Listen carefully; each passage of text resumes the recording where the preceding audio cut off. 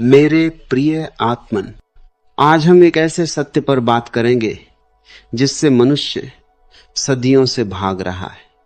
मनुष्य ने मंदिर बनाए, मस्जिदें बनाई, देवालय बनाए, सिर्फ इसलिए ताकि वह अपनी प्रकृति से छिप सके। और वह प्रकृति क्या है? जिसे तुम वासना कहते हो। तुमने सुना है, तुम्हारे तथाकथित साधु संतों ने कहा है, वासना को दबाओ, वासना का त्याग करो, काम वासना पाप है। मैं तुमसे कहता हूं, यह पूरी मनुष्यता के विरुद्ध किया गया सबसे बड़ा अपराध है। दमन कभी मुक्ति नहीं लाता। दबाया हुआ विष पूरे रक्त में फैल जाता है।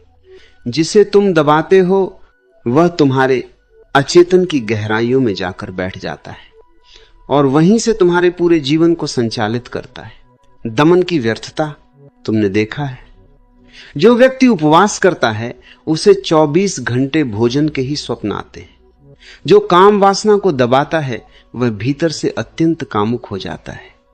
उसकी आंखों में वासना होती है, उसके विचारों में वासना होती है। बाहर से वह ब्रह्मचारी होने का ढोंग कर सकता है, लेकिन भीतर वह एक ज्वालामुखी है जो कभी भी फट सकता है। दमन का अर्थ है स्वयं से युद्ध। और स्मरण रखना, स्वयं से युद्ध करके कोई कभी नहीं जीता। तुम अपने ही एक हाथ से दूसरे हाथ को लड़ा रहे हो। ऊर्जा तुम्हारी ही है। इस संघर्ष में तुम केवल थकोगे, टूटोगे, खंडित हो जाओगे।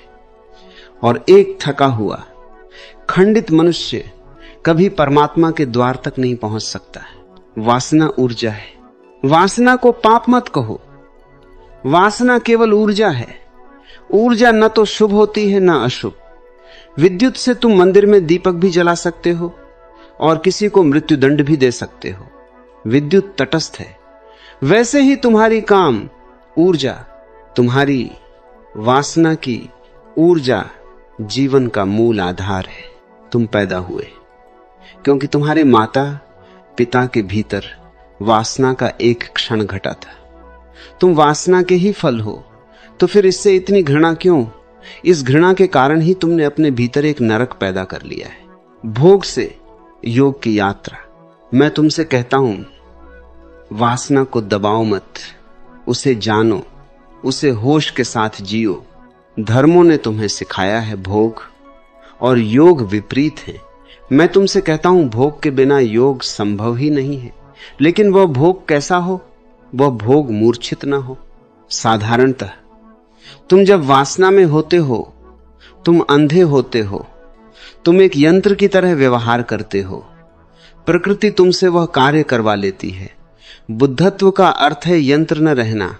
जब वासना उठे तो उसे शत्रु मत समझो, उसे एक अवसर समझो। बैठ जाओ एकांत में, देखो कि यह ऊर्जा कहां से उठ रही है, शरीर में कहां स्पंदन हो रहा है, मन में कैसे विचार चल रहे हैं। उस ऊर्जा के प्रति साक्षी बनो।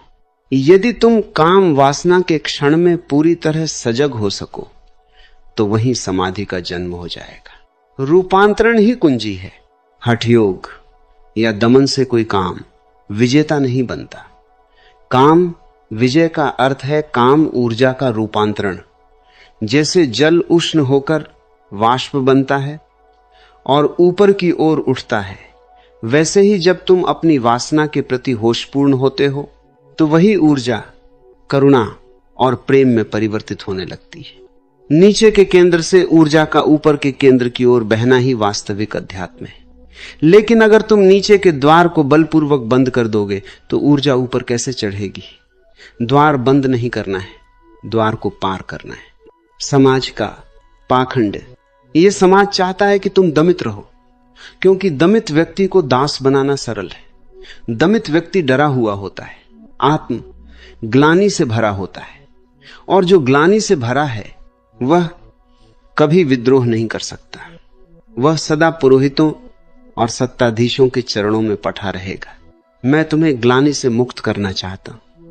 मैं तुम्हें स्वीकार भाव सिखाना चाहता हूं। स्वीकार करो कि तुम एक शरीर हो। स्वीकार करो कि तुम्हारे भीतर वासना है। इसे स्वीकार करते ही द्वंद्व समाप्त हो जाता है, और जहां द्वंद्व समाप्त होता है वहीं शांति का प्रादुर्भाव होता है। मेरा संदेश, मेरे सन्यास का अर्थ त्याग नहीं है, मेरे सन्यास का अर्थ है जीना, समग्रता से जीना। अगर प्यास लगी है तो जल ग्रहण करो, अगर प्रेम जगा है तो प्रेम करो, अगर वासना उठी है तो उसे होश के साथ अनुभव करो। दबाओ मत, क्योंकि जो दबाया गया है वह पुनः लौट कर आएगा, जो जान लिया गया है वह विदा हो जाता है। बोध ही मुक्ति है। वासना को दबाना नहीं है, वासना को समझ के प्रकाश में लाना है। और जिस दिन तुम्हारी समझ प्रगाढ़ होगी, तुम पाओगे कि वासना स्वयं ही राम में परिवर्तित हो गई है। काम ही राम बन जाता है जब उसमें सजगता का समावेश होता है। परमात्मा तुम्हें वह साहस दे कि तुम अपने सत्य का साक्षात्कार कर सको, अपने अंधकार को स्वीकार कर सको, ताकि तुम्हारे भीतर ज्योति का जन्म हो सके।